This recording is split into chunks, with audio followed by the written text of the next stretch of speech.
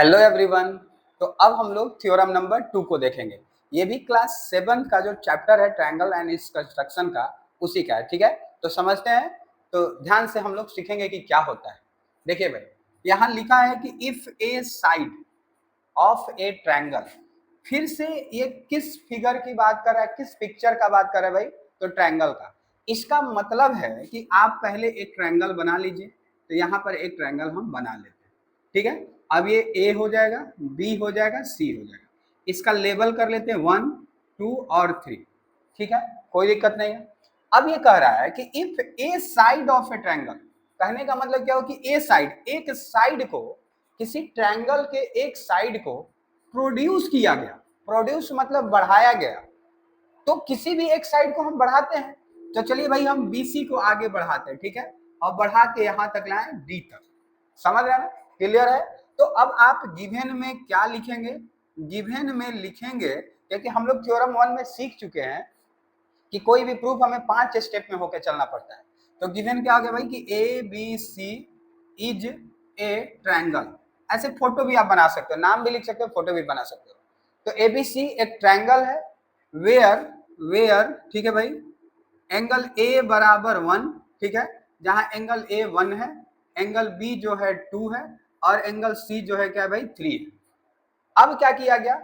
B C produce, ठीक है, produce 2 point D और बीसी को डी पॉइंट तक बढ़ा के ले गया, जो कि हम ऐसा किए हैं। और ये हमारे पास क्या है भाई? गिवन भी है। इसका भी आप नेमिंग कर लीजिए, और इसका नेम हो जाएगा 4। ठीक है, तो कहा क्या कि if A side of A triangle produce, जब बढ़ाया गया, देन द एक्सटीरियर, एक्सटीरियर मतलब बाहर, समझ रहे ना? तो जो एक्सटीरियर एंगल्स है सो फॉर्म्ड इज इक्वल। यही आपको ध्यान देना है, इज का मतलब बराबर होता है। मैथ के भाषा में क्या होता है भाई? इज का मतलब बराबर होता है। तो अब ये चीजें आपको प्रूफ क्या करना है? प्रूफ करना है कि जब हम इस साइड को बढ़ाएं तो जो उसका एक्सटीरियर एंगल बना, अब एक्सटीरियर एंगल यहां पर कौन बना भाई? एंगल 4 बना। ठीक है, वो बराबर है, इज इक्वल, इक्वल मतलब बराबर है। किसके बराबर है? To the sum of two interior angle, दो अंदर के एंगल से अपोजिट, इसके अपोजिट। अब समझिएगा थोड़ा ध्यान से, इसका इंटीरियर एंगल ये हुआ और इसका अपोजिट 2 और 1 हुआ। यही तो मेन पॉइंट है, यही तो मेन बात है कि इसका इंटीरियर ये हुआ और इसका अपोजिट ये दोनों हुआ। समझ रहे ना? तो ये एक्सटीरियर एंगल जो है 1 और 2 के सम के बराबर है। क्वेश्चन समझ में आ गया? मतलब कि अगर ये 100 डिग्री है तो ये दोनों मिल के 100 होगा। अगर ये 60 हुआ तो ये 40 होगा। अगर ये 50 हुआ तो इसको भी 50 होना पड़ेगा। ये 70 हुआ तो ये 30 होगा, तभी ये तो 100 होगा ना। समझ रहे ना? तो ये चीज इसका कहने का मतलब। लेकिन ये क्यों होगा, ये बात आपको समझना है। तो देखिए भाई, अब ट्रायंगल आप पढ़ चुके हो थ्योरम 1 में कि कैसे बनता है ट्रायंगल के तीनों एंगल का सम क्या होता है। तो जब हम इसको जानते हैं तो इस प्रॉपर्टी को हम अप्लाई करेंगे। तो अब हम यहाँ पर प्रूफ लिख रहे हैं। प्रूफ समझिएगा ध्यान से। एक और छोटा सा बात आपको समझना है कि देखिए भाई, जब ये मैक्सिमम केस में काम कर जाता है, इसलिए मैं बता रहा हूं। जब आपको किसी एंगल का नाम प्रूफ करना, मान लीजिए 1 बराबर 2 प्रूफ करना है, ए बराबर बी प्रूफ करना है, ठीक है, ए बी सी बराबर एंगल एम प्रूफ, ऐसा कुछ भी नाम प्रूफ करना होता है, तब आपको क्या करना होता है भाई? दो इक्वेशन बनाने पड़ेंगे। क्या करने पड़ेंगे? दो इक्वेशन बनाने पड़ेंगे। और इस बात का ध्यान रखना है कि उसका एक साइड, चाहे तो लेफ्ट साइड या राइट साइड, कोई भी एक इक्वल होना चाहिए। तब हम क्या समझते हैं कि उसका अगर एक पार्ट इक्वल है तो दूसरा पार्ट भी क्या हो जाता है? इक्वल हो जाता है। समझ रहे ना? ऐसे ही तो ये प्रूफ हो गया। लेकिन यही मान लीजिए किसी चीज को 360 डिग्री, 180 डिग्री, 90 डिग्री, 100 डिग्री ऐसे लाना होता है, तब उस केस में हम इक्वेशन को जोड़ या घटा के भी वैल्यू को क्या करते हैं? लाते हैं। समझ रहे ना? तो यहाँ पर हमें क्या प्रूफ करना है? एंगल का नाम प्रूफ करना है। तो ये बात क्लियर है कि यहाँ पर हम इक्वेशन को कंपेयर करेंगे। कंपेयर कब होगा? जब उसका लेफ्ट साइड या कोई राइट साइड आपस में बराबर होंगे, तब होगा। समझ रहे ना? क्लियर है आपको?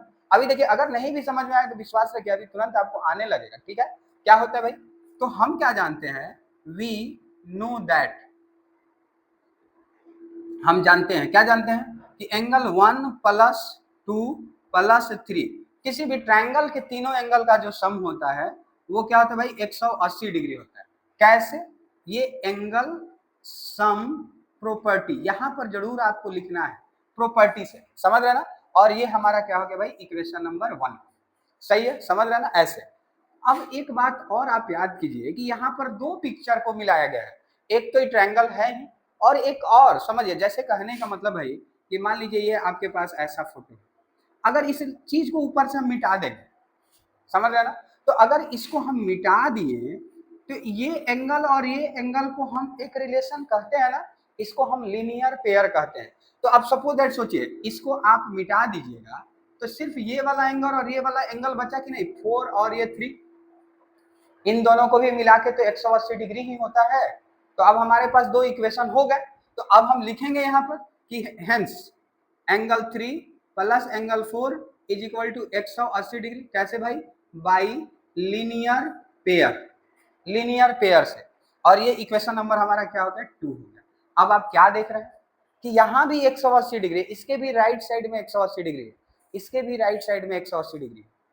तो इस दोनों इक्वेशन के जो लेफ्ट साइड है वो भी आपस में बराबर होंगे, यही तो इसका मतलब है, समझ रहे हैं ना।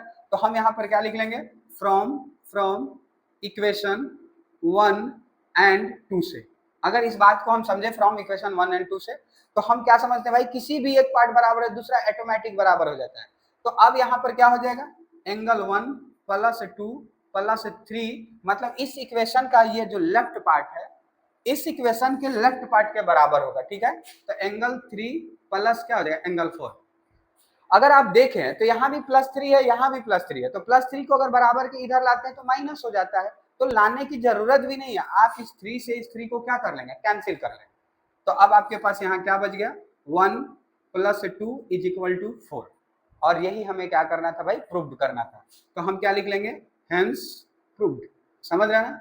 और भाई अगर आपको एकदम समझ में आ जा रहा है तो अपने दोस्तों को एक बार शेयर जरूर कीजिएगा, और किसी तरह का डाउट हो तो कमेंट में जरूर लिखिएगा कि यहाँ पर ये प्रॉब्लम हो रहा है, फिर से मैं आपको एक्सप्लेन करूंगा, ठीक है। Thank you so much, bye.